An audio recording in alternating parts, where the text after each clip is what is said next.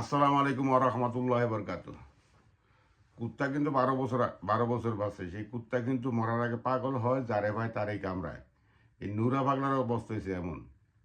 মানুষ তো কোনো কিছু হারাইয়া মানুষ পাগল হয়, আর এই হালায় পাগল হয়েছে শুধু ইলিয়াসের ভিডিওর কারণে। তার আমলনামা পুরো A to Z ফাঁস করে দিছে। এই ফাঁস করার কারণে সে পুরো পাগল হয়ে যায়। এখন বাংলাদেশের সবচেয়ে একটা জনপ্রিয় দল জামাত এটারে নিষিদ্ধ চায়, আবার আমির হামজার গ্রেপ্তারের দাবি করতেছে।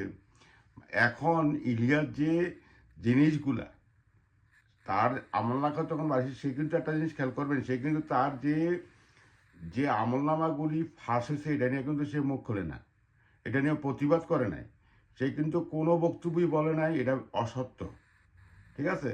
কিন্তু সে পাগল হয়ে গেছে, কারণ এই আমলনামা কিন্তু সে অস্বীকার করার কোনো কোনো জোর নাই। এখানে ভিডিও ফুটেজ আছে, সাক্ষী আছে, একাধিক সাক্ষী, অনেক সাক্ষী, ঠিক আছে, তার স্পিচ আছে। তো এই জন্য নুরা পাগলা পুরো কুত্তা পাগল হয়ে যায়, যারে ভাই তারই কামড়ায়। তো এই পাগল ছাগল যে বিনপিতে রাখছে, এটা তারেক রহমানের জন্য বিশাল ক্ষতিকর। তো এই নুরা পাগলা আসলেও পাগল হয়ে গেছে ভাই।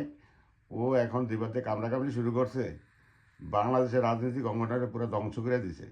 কারণ সে যে একটা চোর, সে যে একটা বাটপার, সে যে একটা লুটপাটকারী, সে যে মাদক ব্যবসায়ী, সে যে নারী ব্যবসায়ী, এই জিনিসটা কিন্তু সে এখনো স্বীকার করে নাই। বাংলাদেশ জিন্দাবাদ, ইনকলাব জিন্দাবাদ।